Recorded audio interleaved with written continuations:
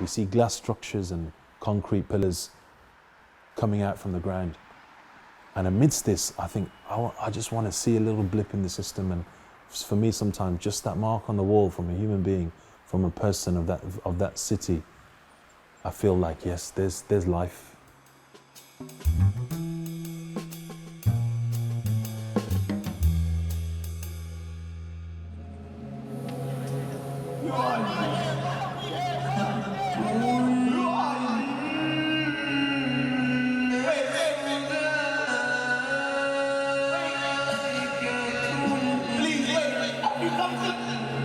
The English artist and designer Mohammed Ali has replaced the calligrapher's pen and ink with an aerosol can. He melds street art with Islamic scripture and patterns.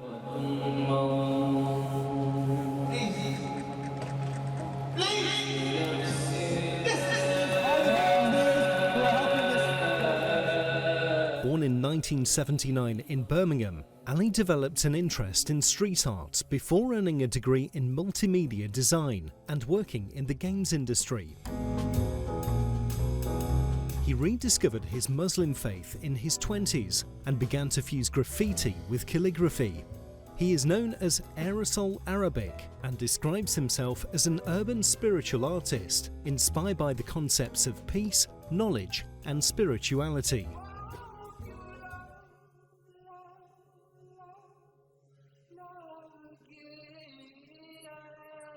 His work has moved into live performances, which include a trip to the Vatican, where he painted on stage to a soundtrack that melded Gregorian chants with the Islamic call to prayer and jazz vocals.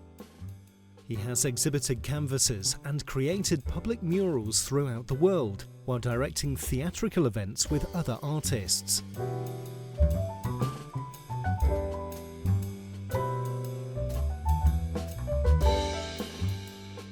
Ali also lectures on the power of the arts to transform society and address issues faced by multicultural societies.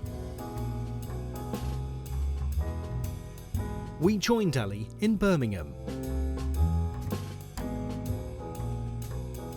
Something that kids growing up in that time were all mesmerized by, you know, and I was one of those kids really, of hearing about this phenomena of street art, of bringing colour into the public space, and transforming brick walls and, well, any surface into colour, splashes of colour, but by leaving your mark and actually saying, this is me, this is who I am, and putting that in the public space. I like to tell stories of people. I like to look at the things that stories are something that people want to tell, and people have stories within them that are powerful things that, when released and put out there, these are powerful ways of progressing by telling your story.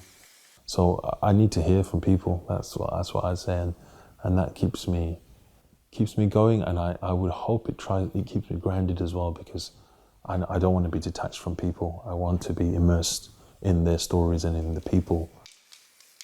Primarily, being a graffiti artist, painting on street corners, murals on side of buildings, that is my passion, and I love that. I mean, I love the art to spill out into the concrete jungles where we live, and I believe that's where art should be, in the places where we live, and there's no better way than street art to be able to do that. As far back as human beings have existed, graffiti is part of our society and civilizations tens of thousands of years before today. Early human beings, mankind, have expressed themselves by carving into the sides of walls, whether it's cave paintings, cave inscriptions.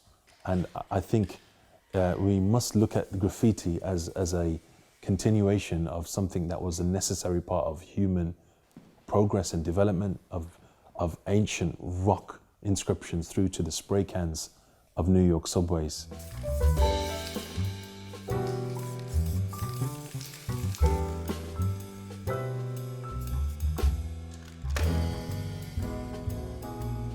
An example of the mural, one of my recent murals, was based on a quote from George Orwell from 1984. Who controls the past controls the present. It's part of a quote from George Orwell. as I started to explore my identity as a Muslim, as someone who was trying to understand their place in society, being the minority, being part of a faith that was so misunderstood. And as an artist, I began to incorporate Islamic script, messages, calligraphic script, and Islamic geometric patterns into the art that I was doing. That's important, that's exciting for me, to be able to say, we're embedding the arts in these communities, where it really matters. That's the way I like to describe it. Taking art where it really matters, which is where we live.